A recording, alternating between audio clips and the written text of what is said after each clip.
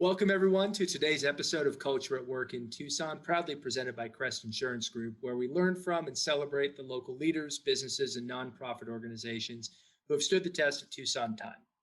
I'm your host, Matt Nelson of Crest Insurance, and I'm joined here at Tucson Business RadioX studios virtually today by Ryan Foster this month to talk about courage and how that relates to workplace culture. So thank you so much, Ryan, for joining us. It's truly a pleasure to have you on the show. Yeah, appreciate the opportunity.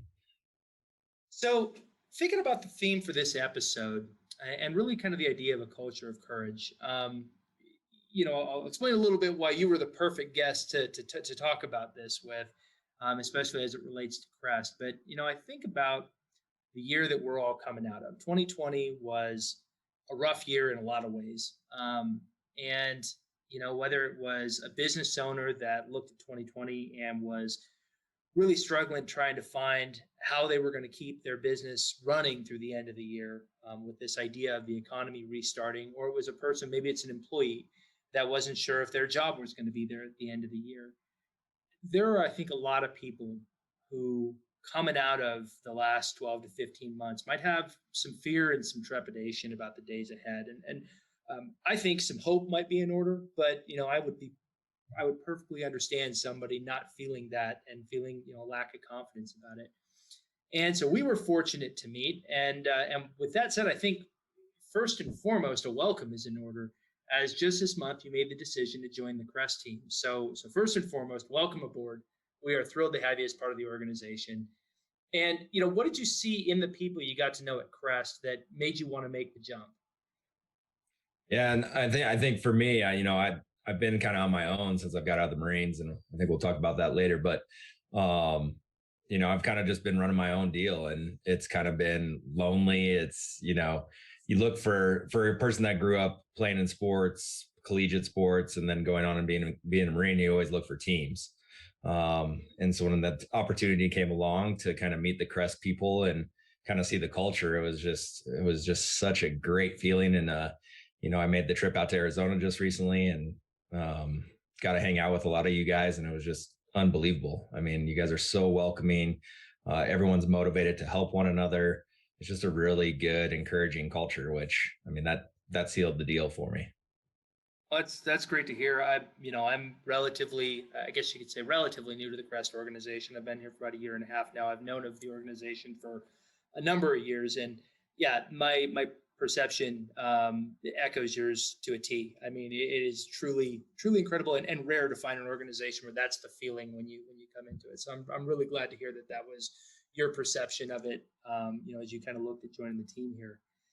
And so picking up with this idea of courage, right? And this idea of facing fear, I'm going to crib from an Army values definition, but the idea of personal courage, right? Face fear, danger, adversity, whether physical or moral, right? And in business, as in any aspect of life, and as you mentioned, the military, so much of kind of our ability to persevere through a difficult time is based around that idea, that kind of grit, that personal courage, right? And your life has been one. Just the little bit that I've gotten a chance to get to know you already, there have been a number of instances where you've taken, I think, a tack that's it's exceptional in our society, because you looked at a situation that was maybe scary to a lot of people, and you've had the personal courage to not only enter into it, but when you faced adversity, you've been able to kind of bounce back and hunt the good stuff out of it, and then go and do something. And that's something that I think a lot of people, they understand it conceptually, but of course, it's very different when you're the one catching that first punch in the face, right? To have to be able to kind of get back up and figure things out. So from an insurance perspective, because I'm always curious, this is my first question I ask anybody who I ever encounter in the insurance industry, right? And in your case, you've got, I think, an easy answer, which is you come from a family of insurance brokers. But was this industry something that you knew you wanted to be involved in back in high school, back in college? Or like so many of us, was it something you kind of fell into after looking at a couple other things? Yeah, we came, I think I'm third generation insurance agent. So my dad got out of Vietnam And his dad passed away when he was my dad got out about 21 years old, and his dad passed away, and I ended up buying his agency then. So my dad's, from 21 years old, went into a business that he had no clue of, bought it and started running it, and has done very well, I would say. And, he always gave my brother and I amazing opportunities and things with his business. So I didn't really foresee myself going into insurance, even as much as like some of my friends, as we were getting into high school and even into college, they're like, I want to do what your dad does. And I was like, oh man, you should see what this stuff my dad has to do. Like, you don't want to go do that. But when I got out, I was in a tough time, struggling getting out of the Marines, and my dad gave me a job, and I still struggled to grasp, like, is this the right career for me, or is this what I want to be doing? But it was like, about 3 to 4 years ago that I kind of just had a flip. And, I love my clients. I love helping their businesses grow. We were raised to kind of like honor and love small business. It's kind of the American way. And I think that's some of the things that clicked. Like, I could really have an opportunity to help these people's businesses grow, help their employees, help retention, those type of things. And I just love the relationships that I have with my clients. They're just good, hardworking people. And I think that, is what really solidified for me. Like, this is it. I want to be here. So. Makes sense. The way that I always kind of jokingly described my jump was, I was trying to be an attorney and I got sidetracked. And then I wound up in an industry where I realized, you look around and all of a sudden you realize there are very few other places where you're going to get this type of access to this diverse selection of businesses and see how they operate, get to meet the people who kind of drive them. I mean, there just aren't many industries that are going to give you that diversity of experience. Insurance is really unique in that aspect, where you can be walking. I remember I remember one day, the day that it clicked was I was walking out of one client's office that they were designing parts for the space shuttle, and I walked into another client's office that it was just a really well respected family subcontracting firm. And I was just like, man, I was struck by how incredible it was that the conversations you could have in a given day. And there just weren't many other places in business where you were going to get that opportunity. Has that been your experience as well? Oh yeah, for sure. And that builds diversity in your character. I mean, learning how to navigate and deal with different groups. I mean, you got blue collar, white collar, you got, you could be dealing with even ethnic type things that where, different cultures and things like that, where you kind of have to adapt and help kind of communicate. And I think it's just an amazing opportunity for us to kind of even grow in our own character through our clients. Yeah, I couldn't agree more. Well, so let's talk about so before the Marines. So you grew up in Colorado, right? Yep. And so you got into sports. What was your sport? What did you play? I played soccer. So okay, all right. So and was that what took you to Oregon State then, or so you went to play soccer at Oregon State? Yep. Yeah, I did. I got a partial scholarship up there, and ended up starting my freshman year. And and there was about 5 of us from Colorado that all went up to Oregon State to play together. Okay. All right. And then, so you come back to Colorado, and so you're at Metropolitan State University studying business. So 2003 rolls around, and so you decide to enlist in the Marine Corps, which is, in some ways, like you said, your dad was an Army. He was Army aviator in Vietnam? He was the 82nd Airborne. Yeah, he was. Okay. He was a radio operator, but yeah, he was attached to 82nd Airborne. Okay, all right. And so, so you kind of follow it in a sense in the family, in the family footsteps in military service. Was that something that you had planned out, or was that something that you kind of came to the conclusion of while you were going to college and decided you want to jump into it? Yeah, I mean, it's always, my brother and I grew up playing Army on a daily basis. Both my grandfathers fought in World War II, one in the Pacific, one over in Germany, and then, my dad. So we just have this high level of patriotism and just love for our country. Like, after going around to third world countries and seeing what these people have compared to what, the opportunities and gifts we have in America, how can you not want to fight for that and try to keep as imperfect as it is, it's a great place to be. And we have great people in this country. I So, agree. Yeah, I agree 100%. Well, and so this is 2003, right? So this is like March 2003. That's the Iraq invasion, right? mhm. And you go into the Marines in May, Yep. May of right 03. after that. So I mean, so like you're talking, if your process was anything like mine with the Army, you're talking to a recruiter for a couple months beforehand, and so like things are heating up. It's not there is no idea of I'm gonna go in and maybe something's gonna happen. Like at that point, you're going through. You went through MCRD San Diego, I'm assuming. Yep. Yep. All So you go in. through MCRD San Diego right after the invasion in March of Iraq. Um, so you got to know you're going overseas when you're finished in training. So what's your thought process at that point? Because there has to be an element of you've got the unknown of the military in general, right? Which I mean, again, I don't know your experience going through boot camp, but my experience was akin to having a footlocker turned upside down and dumped on the center of the floor. Like I thought I knew a lot of things coming in, and my world got shifted. And I went in late. I enlisted at like 25. Yeah. Um, so, I mean, what was that like for you? Your thought process. You're kind of going through this. Was it like, nope, this is 100% still what I want to do, or is this like, whoa, this accelerated quickly? What were you thinking? Yeah. Well, what really drove it was my brother. So my brother we were 3 years apart. So I graduated, was going out playing soccer at Oregon State, and then I played at Metro too. And my brother went straight out of high school into the Marine Corps. He made the first push to Baghdad. So he came back with his stories and his fun, if so to speak.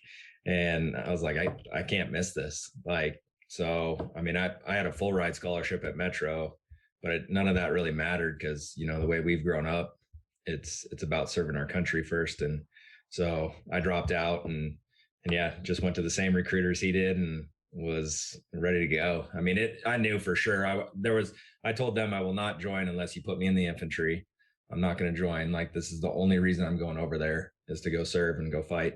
And so, I mean, it worked out. And my brother and I actually got stationed at the same camp out in California after we went through boot camp. And then I got stationed with two guys from my high school, and all of us went in at different times. None of us knew we were going in and ended up in the same platoon. That's So, wild. I mean, on one hand, I think how your older brother, how much older is he than you? he's younger actually. Oh, So younger than you. Okay. Yep. Yep. Yeah, my younger brother and I we had an experience where we went to rival high schools, rival universities, and if he had gone into the military, we probably would have wound up in rival services. So it's good that you guys had the more collegial relationship between the two of you. I say that with love for my little brother, but yeah. Yeah. Yeah. So when you get overseas, like you said, you alluded to it. You've got a perspective that not a lot of people have, right? Which is you see a part of the world that things are very different, right? And arguably you're seeing it at a bad time, right? Because you're in the midst of a war over there, so it's not like you're seeing Iraq at the best of times, that sort of thing. But what does that do for you and your perspective coming back, even after hearing you're hearing your brother's stories and everything like that? You're coming back and you've got kind of this understanding of the world from an American perspective. What do you see? You mentioned gratitude. Do you see anything that like there's a stark contrast here? There are similarities here. As you compare and contrast, what's your conclusion about Yeah. I mean, we went through two really hard combat tours over in Iraq. We did the first push in Fallujah in '04, and then we did about 4 cities, 5 cities up by the Syrian border on our second tour. And in that total, we lost, I think it was right around 27 guys in both tours. But I mean, you learn a lot about yourself. You learn a lot about just life itself. Um, I mean, it's doing what you can for the brother next to you, keeping each other alive, and then it's also doing your best you can to keep the people around you alive. I mean, obviously we want to take down the bad guys, but at the same time we don't want to harm anyone that isn't. Um, and, you know, especially what I saw over in Iraq, I had this like contrast of like when we were there. So I was, you know, where Fallujah is, it's in the Fertile Crescent. So you got the Euphrates running through there and like these beautiful palm groves. You're kind of looking around and you're like, man, these people could have like an amazing place if they just had some leaders, someone to lead them, you know, in a way that's, you know, better instead of being a dictator type role for the country. And you see a lot of that when you're over there. You get to see a little bit of the culture and stuff, and see maybe why things are the way they are over there. But you notice too that there's a lot of similarities there, that, you know, these people just want to live their lives, you know, like a lot of times when we're in the farming areas and things like that, they don't want all this stuff going on. They just want to, you know, farm and have their family and live. And, you know, and I feel the same way. If I was in their shoes, I would be the same way. So So you mentioned leadership, and you know, one of the things that as an Army guy, it pains me sometimes to say it, but no, like the Marine Corps has an absolutely incredible leadership development, really a leadership development culture, I think, and that the you know, I mean, the very name Devil Dog is kind of like, it comes from this culture of tenacity and fearlessness, you know. And what do you think it is, having gone through, you know, kind of that training and indoctrination process? What do you think it is that gets everybody, coming from all different walks of life? That was actually one of my favorite things about the military, and I think we had talked about that a little bit, right? Is that you get people from every different situation in life, and they all get thrown into this blender, mhm. right? And out of this 12-week, 16-week, you know, depending on your MLS process, out of this has to come a group of people who is capable of not only enduring, not only coming into a situation that they know is scary, right, but maintaining cohesion throughout it, and maintaining cohesion throughout things that any rational person would find terrifying, saddening, maybe even crippling. What is it in that training and indoctrination process you think changes that? Or do you think that the people that come in, like, you just naturally gravitate towards the Marines because you've already got that in you? No, I think part of it's that, but I think part of it's like fostered and generated through, you know, your leaders and things like that. Cause it's, I mean, as much as, yeah, like we talked about all these people coming together and wanting to do it, it's not always, you know, roses when you're doing the stuff. Like you have conflict and stuff, but the missions get accomplished and you find ways to do it. And I always like wonder, man, if like the government or even larger corporations could get on the same page of like, you know, we're going to do the best for the whole. And I think that's kind of what it is. Like we train our guys, like if our weakest link doesn't know how to get up a 50 cal or can't clean his weapon right or whatever, we sit down with him and make sure he does it until we fully know that he can do it. Cause, you know, the time when a guy goes down and he has to jump up there and man it, you know, he better be able to do his thing. Um, and so I think you see that a lot in corporations, at least like what I hear from my buddies that are in corporate world and even in government, man. It's just like no one's got each other's back and no one's willing to listen to the other side to kind of make compromises to build that team unit, you know, to make it more efficient. I agree. And you actually brought up something really interesting, which is, you know, I think it's one of the biggest misconceptions that when I have friends that I talk to, that they were like, oh, you know, like they have misconceptions about the military. I'll put it that way, to put it kindly, right? And so one of them is, well, you know, I could never join the military because I can't just listen to people and follow orders, you know, like, and one of the big like, there's a huge part of that. Don't get me wrong. Like at some level, an order is a requirement that the unit of people needs to accomplish things, and that larger task is broken down into component tasks that are orders, right? But at the same time, I in any military unit that I was in, like the idea that you were just an automaton that was just like unquestioningly doing what was told is completely ludicrous.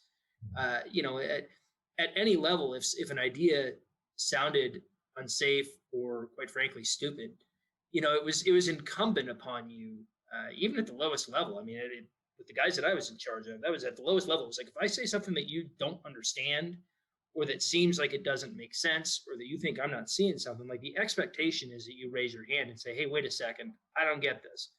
Why are we doing that?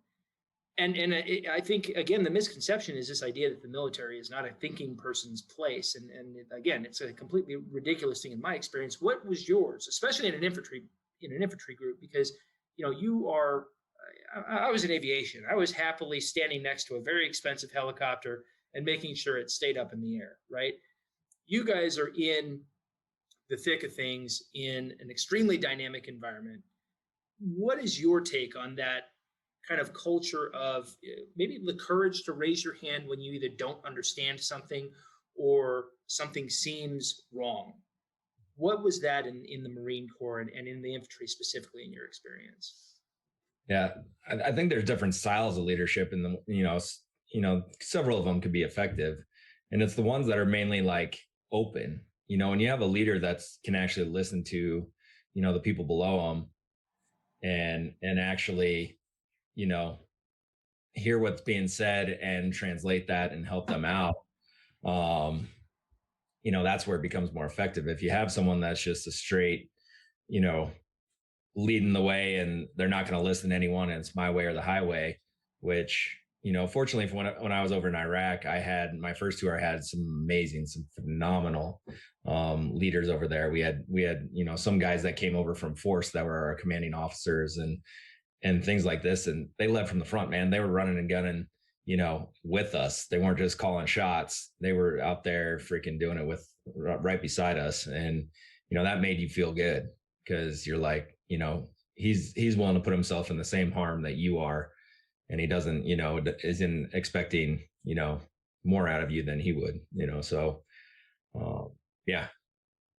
Makes sense. It makes sense. And I mean, it, again, seems a direct corollary to effective leadership in the commercial world, in the civilian world that, like we've talked about, and it's certainly something that I know as I talk to friends who were also in the military in one capacity or another. That's one of the things that's really difficult to find sometimes outside of it is that notion of, kind of leadership from the front, willingness to have some humility around, one's decision making process, things like that. Because yeah, it is it's a lot easier to sit in the back and tell people what to do, not only from the perspective of personal safety, but also, quite frankly, from the perspective of when something goes wrong.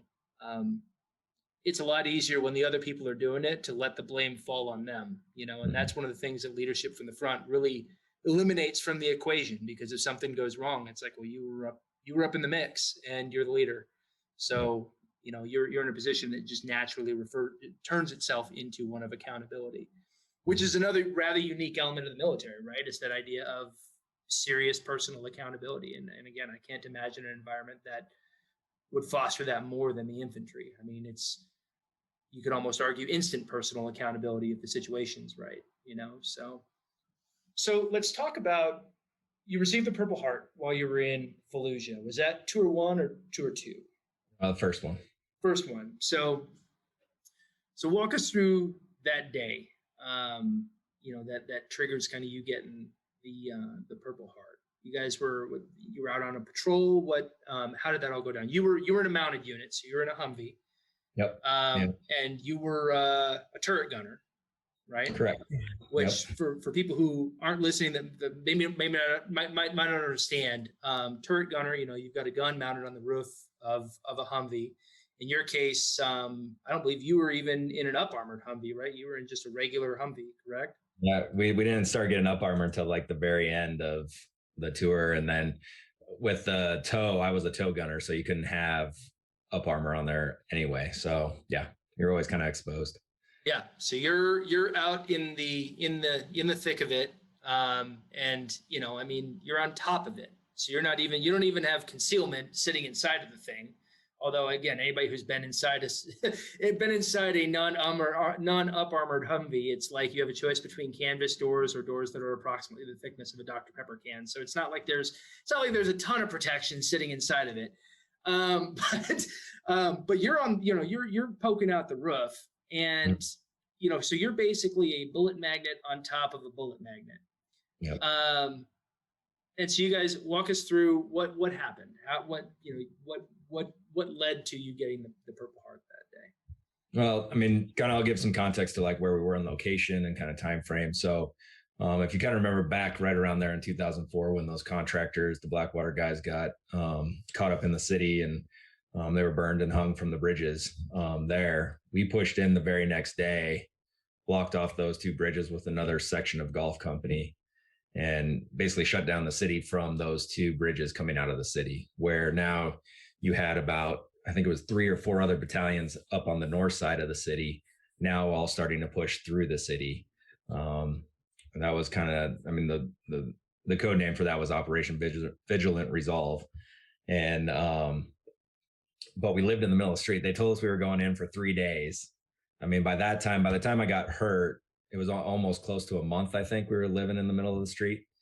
So we would get in firefights across the river, constantly getting mortared or RPG during the day from outside the city. And then we would maintain our patrols, kind of just finding routes throughout. Kind of it was a little bit of like farming land out where we were by the bridges. But on that day in April, we had found some weapons in a house, had some guys watching it, and they needed some food. They had been sitting there for a while. We were waiting on someone to come take the weapons and get rid of them. But yeah, so I jumped up in the gun. My driver, who was my vehicle commander, actually just jumped in the driving seat, and we started going up towards the house, which wasn't far from our location where we found these weapons. But had to cross a median, and there was like a perfect cutout in the median. And he was like, didn't want to like rock me around in the turret. So he's like, I'll line up the tire in that cutout. So I was leaning over the side of the Humvee, looking right over it, kind of lining up the tire. And, thankfully I pulled my head back because inside that cutout was a pressure plated anti-tank mine. So as soon as we hit that, it blew the whole front of the Humvee apart, and then blew up both the side doors. And then I was knocked unconscious. My eardrum was blown out. My neck's all jacked up from it. And just had some debris, had some scrapes and cuts on just from debris hitting my face. But yeah, that was kind of it. But just thankful to be alive, man. And I mean, I think about if I would have left my face a little bit further over, or waited just a few seconds more, I don't know, the door would have probably taken my face off. So yeah. It's one of the things that I think a lot of people, and again, you were in country, I was not. But one of the things that is kind of crazy is, you look at like the second you said, this perfect little cutout that wouldn't rock a vehicle. It's like anybody who has been through any sort of mountain training, right? With the pleasure of being able to sit there and think about the situation. Yeah. Without driving a vehicle, trying to get something done. That's the first thing you think is that would be where you would place a pressure plate mine, right?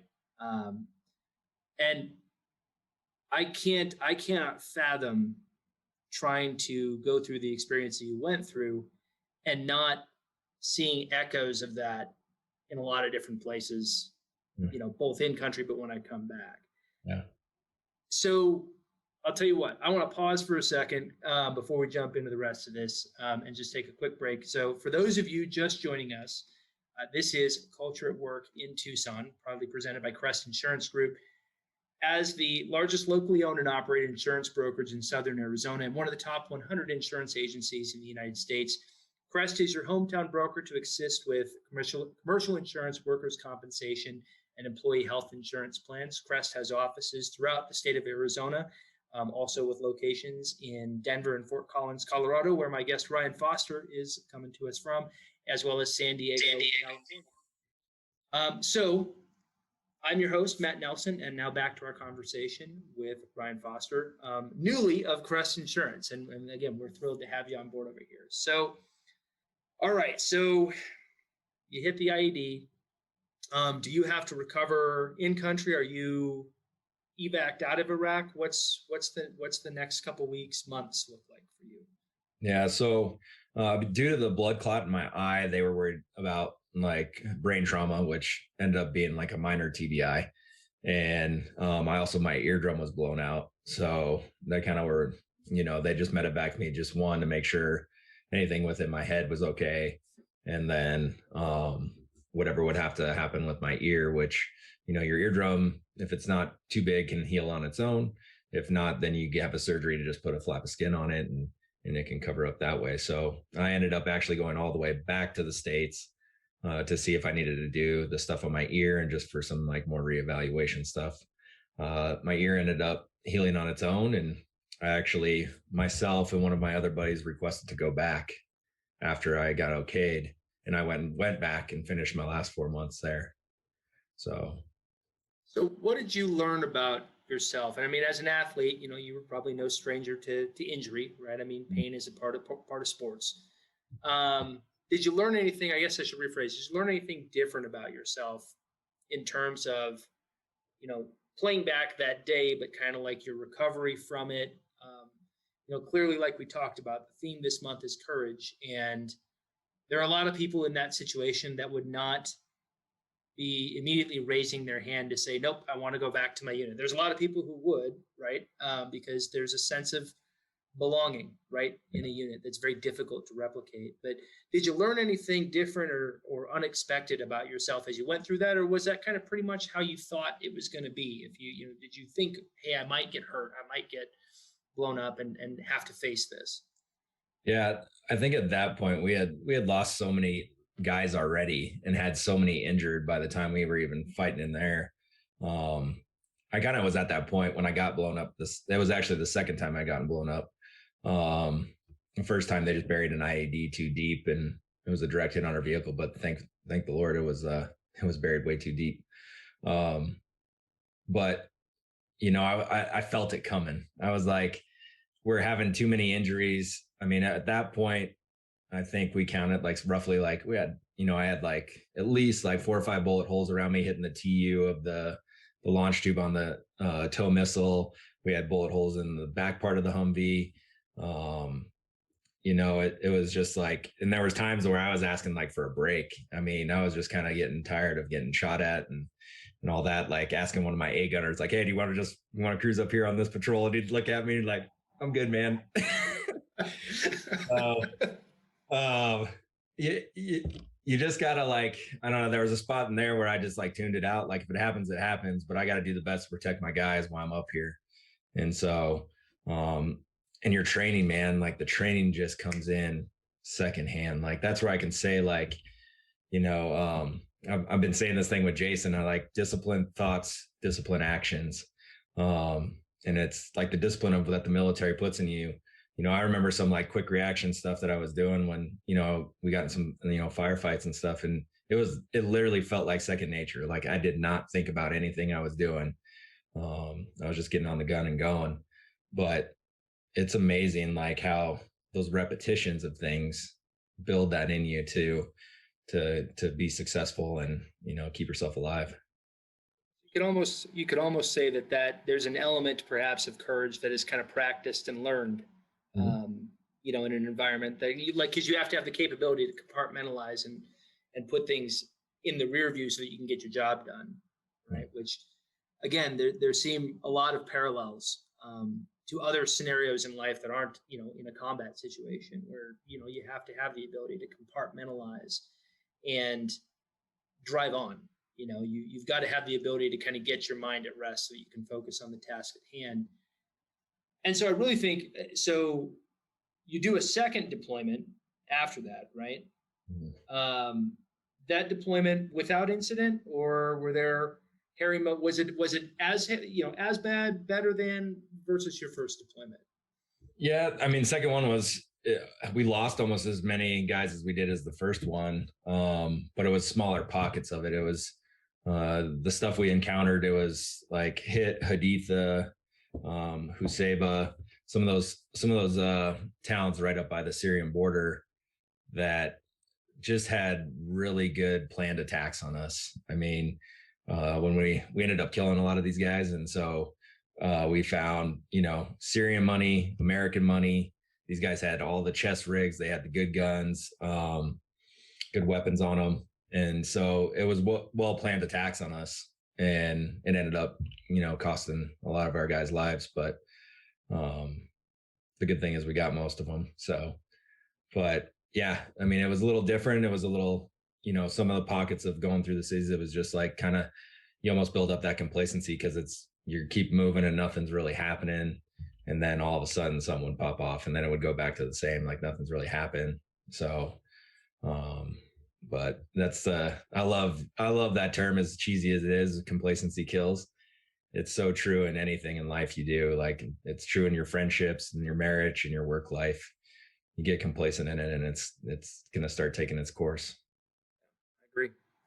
So 2007, you decide to get out of the Marines, and now you come back home, right? And that's a tough transition for a lot of people, but certainly, like the situation you described, you're in a high attrition field, a high attrition unit, in a high attrition series of locations. You personally bear the consequences of that. So you come home and you have to find a way to I love the term reintegrate into civilian life, right? And it's such a challenge for a lot of veterans, right? Never mind veterans who have had really up close and personal experiences with war, right? What did you encounter as your biggest challenges? Because you found a really interesting silver lining. And again, it's one that I've talked with people who have faced difficult situations, many in the military, that's kind of, for a lot of people, that crystallizes in a moment where they realize there's a lot of other people who are facing this. So what was your kind of challenge when you got your biggest challenge, I guess I should say, when you came home? Was it just getting used to civilian life, or was it still kind of those echoes of, of the injury and of the ID and everything like that? Yeah, I definitely did not transition well, and I made a pretty good mess of my life for about 5 years getting out. And I think part of it could be attributed to my TBI, because one of the things I found when I finally got connected to some TBI doctors and stuff is drinking is one of the worst things you can do for your TBI, for as far as having your brain recover. And I was, kind of pretty much doing that every single day, and trying to just find something to replace. Like I lost a lot of my zeal for life. I mean, going through what we went through, like nothing compares to that. Like as far as the adrenaline, just the overall thing that you go through. I haven't experienced anything like that, except maybe some things in my faith and my marriage. And but that it was just a huge struggle, and I didn't know what the heck I wanted to do. There was times I was like, man, maybe I should just go back in, or maybe I needed to go do contracting work or something like that. That'll just go back to what I know, because I loved doing it. I loved being a Marine, and I loved, my guys and being around the guys. So, so it was that was where it struggled. And then, I had some relationship things that went on that weren't so great. And, I have accountability for that as well. But then I had my daughter, and one thing I knew in life, I never was going to be a bad dad. And so that was kind of what, started to get me back to one, I fell out of my fitness. So I needed to figure out a way to get back to that. And I need to find a way to start providing and doing that. So and the fitness piece, I think it's a beautiful segue into talking about the Reveille project. But so I know that now you're big into physical fitness, and specifically CrossFit, and there's a joke in there somewhere, but that's okay. But was that always the case? I mean, when you were a soccer player, was it just obviously in soccer, you're fit by virtue of what you're doing, but there's a difference between playing a lot of soccer and being fit as a side effect, and being somebody who is just hyper into physical fitness, and then you play soccer as well. So were you more in the first camp, or were you somebody that was really somebody that was passionate about physical fitness from the get-go? Yeah, I think it's just, I found out later with maturity that probably part of the reason I love fitness and sports so much, and just everything else, because I grew up mountain biking, snowboarding, hiking. I mean, Colorado's got so much to offer, and I think it kept me sane. And I didn't know it back then because I just loved doing it. But getting out, and when I started the Reveille project, I knew how important it was, because how much it did for my mental health that was more important about staying moving, and plus going through pain. I've been basically in pain almost since 2004, my neck and all that stuff. I have these massive kinks that happen in my neck, and I feel like I'm always at like 60% in my neck. And so it's just dealing, now I deal with pain on a daily basis. So it's, how do I do that? And then the best way I found is not being sedentary. It's moving and working on my mobility, and then that helps my mental health as well. Tell me a bit about the Reveille project then. So you'd gotten out of your fitness and life is kind of a little bit, let's say, squirrely. And so was it something consciously where you looked at it and said, a lot of people are struggling with this, I'm going to take this on a mission, as a mission, and started? Or was it something that, hey, I got to get my sanity back, I'm going to start doing this, and then you start to realize it's helpful, and hey, maybe this would be helpful for other people? Maybe start off with telling people what the Reveille project is about, and then we'll dive into the second part.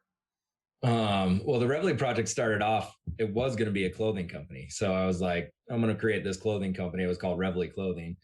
And I was just going to give a certain portion of my, profits to nonprofits that were doing good things for vets. And, I knew about CrossFit when it first started because I was out in California. And I was probably the guy that loved CrossFit the most, but never did it because I was just a meathead.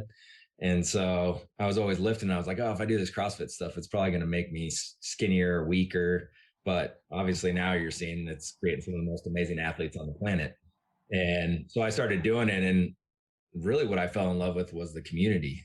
And now, CrossFit itself, like you said, there's a lot of jokes about it. But when you got like schools like the Harvard Divinity School trying to figure out, why does this create such amazing community? It's because you get a group of people together that suffer together and are all wanting to work together to make each other's lives better. And it's something amazing that CrossFit has put together and done. And so I saw that as like a good segue for vets to kind of get, reintegrated, or whatever you want to say, back into civilian life. And it wasn't like a 24-hour fitness where like, you have, one of the coolest things I tell people about CrossFit, all the gyms I've ever been in, I've never seen mirrors in them. So it's not about the way you look and all those things. It's more about functional fitness. It's how you move and how, the goals you have. And so, buying gym memberships to like 24-hour fitness and those, I just didn't see that as a good route. Like, you're still kind of secluded. You needed a place to find a new community. And a lot of the CrossFit community is filled with vets and police officers, firefighters. And so it naturally kind of, picks up those guys and gals. So what you needed a well-rounded package. So the Reveille project is, we did the fitness aspect, which was done through CrossFit. We did nutritional counseling. There's a community aspect and an optional faith piece. And we kind of just try to build this whole holistic approach to helping guys and gals get back into, civilian life. So you mentioned, a couple things that maybe they're handholds, maybe, right, as you're trying to pull through an issue, right? And one of them, family. Like you, I mean, I've got a daughter, and literally I can define my life in like, pre-Katerina and post-Katerina, and it's two completely different human beings living in my shell on that timeline. And that's a story that I hear a lot, of dads, especially, especially. I'm sorry, you said you have a daughter, right? Yeah, I have a daughter, son, and another daughter, so I have 3 kids now. All right, yeah. So this is old hat for you. I've got one, and I don't know how the heck you do 3, because that's craziness. My brother has 3, and I asked him to describe it, and he said it was like he was drowning and somebody threw an infant at him when he had the 3rd one. But so God bless you for that. So family being the one handhold, fitness being the other, and I couldn't agree more.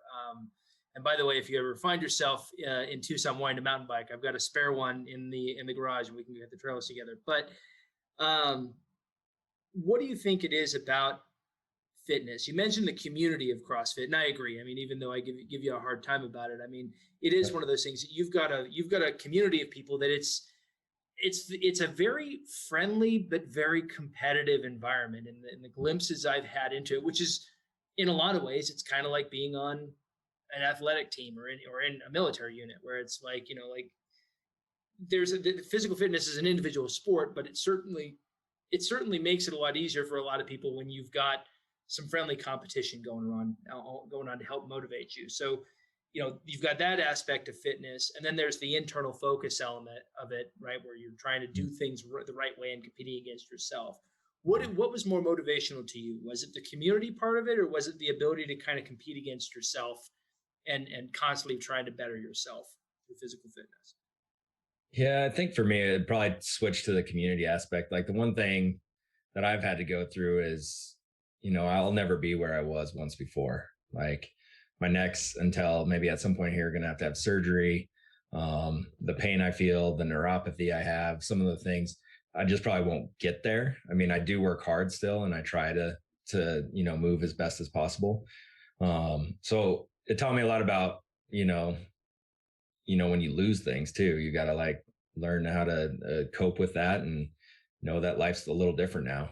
But being around good people and people that want to hang out with you and see your life get better, that community aspect was huge. And that's what really drew me in on, on the CrossFit scene. And I mean, we can talk about it. Like I mainly run a home gym now, but I built my home gym to build community in my neighborhood. Like I ask guys around my neighborhood, I'm like, hey, do you want to come over and work out? And, like I think that's what, a lot of times these days people aren't looking for is just good community and realizing how important it is for you. I agree. So the third thing you mentioned, and we didn't talk a lot about it, but I've seen it on the Reveille Project's page, is the aspect of faith. And everybody's got their own kind of take on things, but one of the things that when I think about faith, it's this concept of purpose, which really kind of ties in with personal betterment and family, right? Because they're all answering some aspect of the question of why am I here, Mhm. right? Am I here for some higher purpose? Am I here for making whatever gift I've been given to live here, whatever life I've been given, making it better incrementally every day, which kind of all with the physical fitness piece of it. And then there's that purpose that comes with, I think, fatherhood, which is, how do I make the world better for the little people that I've brought into it behind me, right? And I've got this obligation, this purpose to do that. So when I think about courage, I mean, purpose is one of those things that like you're facing adversity. What you have to have first and foremost is the something that tells you why you should get up and keep striving through it, right? And that's where purpose comes in. So with that in mind, what advice would you give to somebody that's listening to your story and thinking to themselves, I'm really struggling with something. I'm not sure how to get through, because you listen to a story like yours and, if you're somebody that doesn't have a lot of that, I think it's really easy to look at somebody like that and say, this is a super person. This is a Superman. There's no way that I could face that kind of adversity and come through it. Right. And yet here you are living proof of it. So what advice would you give to a person facing that? And what, if you were to look at, you before it and you now, do you think you changed, or do you think it's something where it's like you already kind of had that purpose and everything like that, and that you had the tools you needed to get through it, or did you have to grow them through the process? I guess is where I'm going. Yeah. I mean, I think some of it's, already in you. I know I've learned a lot through my faith. And I would say like to that person that is struggling and whatnot, it's for me and my faith. I have a verse that I use. It's consider it pure joy when you face trials of many kind. And I think that because we have fears and insecurities that hold us back from everything. And those fears do I have the courage? Do I have am I the right husband, or am I the right spouse, or the right friend? And all these things that hold us back from doing this is fears and insecurities. And what I would say is flip that on its head and know that it's a time for you to progress and gain in your character through that process. And like, if you can actually get that through your mind and in your heart, the trials become almost like joy. Like the best way to do it. Consider it pure joy when you face trials of many kind, because you're getting this opportunity to better yourself and like take it as a blessing. I mean, I've been through a lot of crap in my life, and we didn't really touch on it, but before I even went in the Marines, I was a student at Columbine when the Columbine shooting happened. And I've watched people's lives just get wrecked, but I have also seen people come out in the most amazing way through these tragedies. And it's because they took that tragedy and made it something better. I love like Japanese art. I think it's called kintsugi, or I think I might be saying it wrong, but it's where they usually take broken pottery and then they mend it with gold, and they'll put the pot back together. I mean, and man, you're mend it with gold like that. That crack is more beautiful than it's ever been. And that's kind of, what I would say to that person is we're all broken people. That's for sure. Like no one's perfect. And I think when you start to realize those things, you can flip, you know, those thoughts of, am I good enough or whatnot on its head. I agree. I agree. It's life is a laboratory, right? And I think about when I lost my father at a young age, and when I think about the trajectory of my life and how it might have been different, there are a lot of things that you kind of look at in the moment. And you say, "Boy, it would have been nice if you never had to go through all that pain." But at the same time, you look at the output of where you're at right now, and you say to yourself, well, "This might not be." I mean, I look at my daughter, right, and it's like there's no guarantee that I would have her sitting next to me if that hadn't happened. And so I agree with you 100% that the trick is kind of thinking about a long enough timeline that you start to realize that your trials are they're temporary, right? Mm. And but B, and more importantly, I love that analogy of the pottery. That's a beautiful analogy.